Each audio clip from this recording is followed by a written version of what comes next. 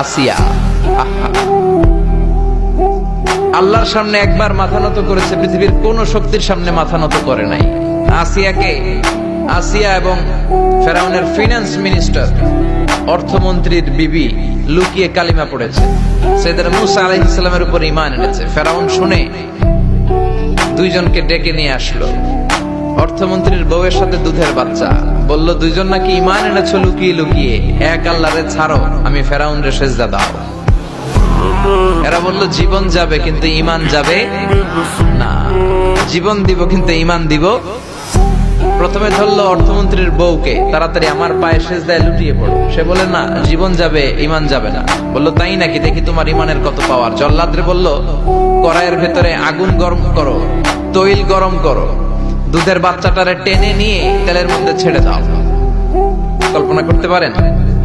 দুধের বাচ্চাকে মায়ের বুক থেকে ছিনিয়ে নিয়ে তেলের মধ্যে ফালাচ্ছে, বাচ্চাটা রোস্ট হয়ে যাচ্ছে, আর বাচ্চাটা বড় মানুষের মতো মাকে বলছে, মা চিন্তার কারণ নাই, এটা উত্তপ্ত তেল নয়, এটা জান্নাতের বাগান। ভয় নাই মা, তুমি চলে আসো, তুমিও লাফিয়ে পড়ো, শাহাদাতের পেয়ালা থেকে মিষ্টি সুধা পান করো। মহিলার ঈমান আরো বেড়ে গেল। সে বলল আমি, জীবন যাবে ঈমান যাবে। ফেরাউন বলল তোর ঈমান কত আমি দেখে নেব। এই মহিলাটাকেও উত্তপ্ত তেলের মধ্যে ছেড়ে দেয়। বাকি রইল ফেরাউনের বউ আসিয়া। আসিয়ারে ফেরাউন বলল, আসিয়া এক আল্লাহর ইবাদত ছাড়ো, আমারে সেজদা দাও। আসিয়ারও এক কথা, জীবন দিব ঈমান দিব। ফেরাউন বলে, আসিয়া তোরে উলঙ্গ করব, বউ হয়েছিস, আই ডোন্ট কেয়ার। হাজার হাজার মানুষের সামনে নিজের বউকে উলঙ্গ করলো। তক্তার মধ্যে উলঙ্গ বউকে শুইয়ে হাতের মধ্যে পেরেক ঢুকালো, পায়ের মধ্যে পেরেক ঢুকালো। এক একটা পেরেক ঢুকায় তক্তার মধ্যে ছিদ্র হয়ে ঢুকে আর ফিনকি দিয়ে রক্ত বেরোয়।